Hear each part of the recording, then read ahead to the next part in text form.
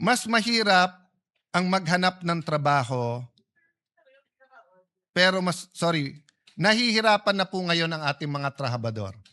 Lahat po ng may trabaho, especially kung daily wage earners, hirap po talaga. Kasi we have a minimum wage, we do not have a living wage that the Constitution envisioned. The Constitution envisioned a living wage. What is a living wage?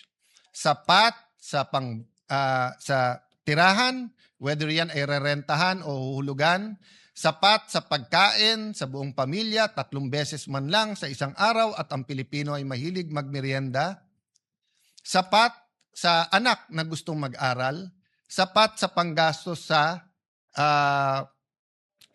medical. So, a simple life, but a living wage. Malayo po tayo sa living wage. Sa Amerika po, maraming silang sinasabing mahirap. Pero doon po, maging driver, maging waiter, maging security guard, nakakabili po ng bahay, nakakapag-aral, nakakabili po ng kotse. Ang taxi driver po sa Singapore, tanungin mo, saan nagbabakasyon? Bihira niya sasabihin ang minsan Thailand, minsan Japan, pero karaniwan sasabihin sa inyo, London, Germany. Ang ating pong mga taxi driver ni hindi makapagbakasyon kasi isang kahig, isang tuka. Pero kung nahihirapan po yung mga may trabaho, nahihirapan po ang mga walang trabaho. Yung naghahanap pero walang mahanap na trabaho. Simula po, at least po yung mga kasing edad ko, kasama po ang Senate President, kasama po Senator JV, Senator Migs, Senator Cheese, si Senator Padilla ata, sing edad ko rin.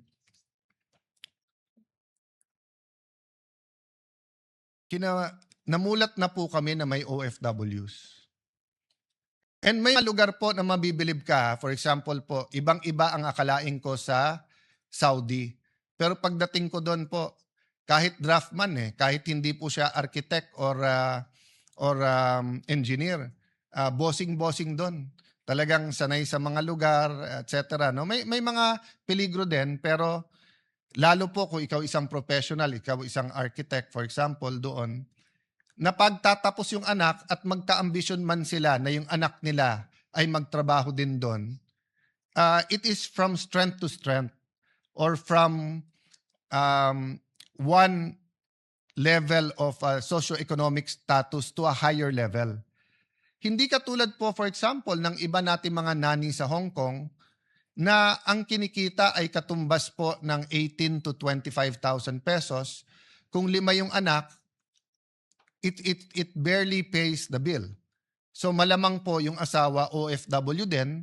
So malamang po yung anak kay tita or kay tito or kay lolo o kay lola tumitira at lumalaki.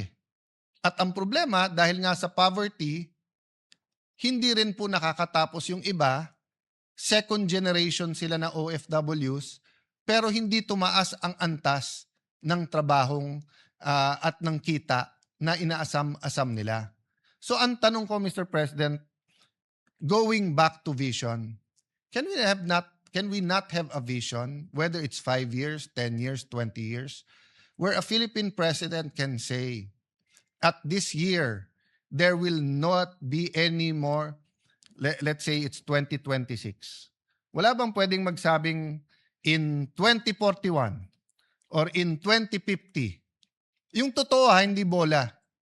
O in 10 years, wala nang Pilipino na OFW na napilitan lang mag-OFW dahil walang trabahong maganda sa Pilipinas. So you will always have expats, you will always have OFWs who want to work somewhere. So if artists love Europe, let them go to Europe. If you want to specialize in a certain branch of medicine and want to study in the US or London, you're free. But yung sasabihin mong, hindi, chef ako. So may nakausap kami sa Singapore. I think ang sweldo doon is between 70 to 110,000. Semi-fast food pa yon.